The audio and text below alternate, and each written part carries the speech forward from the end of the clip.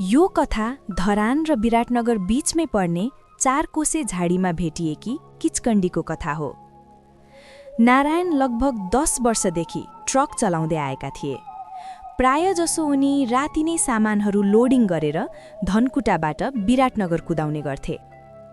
त्यही बाटोमा धरान र विराटनगर बीचको जङ्गलमा 4 कोसे झाडी भन्ने ठाउँ छ।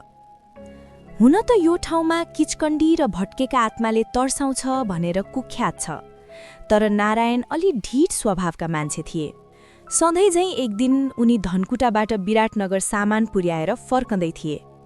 रातको लगभग 12:30 बज्न लागेको थियो।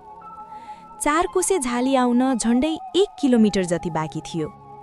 अचानक उनले रोडको छेउमा सेतो सारी लगाएर हातमा झोला बोकेकी एउटी केटी देखे। उसले गाडी रोक्न हात दिइरहेकी थिइन्। रातको बेला त्यस्ती केटी देख्दा नारायणको मनमा अलि चिसो त पस्यो, तर उनी अलि हठी स्वभावका भएकाले मद्दत गर्न आफ्नो गाडी रोके। "बहिनी, यति राति यस्तो सुनसान जङ्गलमा किन बसेकी?" भनेर सोधे। आइमाईले भनी, "दाई, हेर्नु न, म घर जान निस्केकी। बाटो हराएर अलपत्र परे। मलाई अलि अगाडि गाडी पाउने ठाउँसम्म छोडिदिनुहुन्छ?" नारायणले एकछिन सोचे र हुन्छ भनेर आफ्नो छेउको अगाडिको सिटमा बसाले। कालो अन्ध्यारो रात, खाली बाटो, सन्नाटा यति कि कसैले सास फेरेको पनि सुन्न सकिन्थ्यो।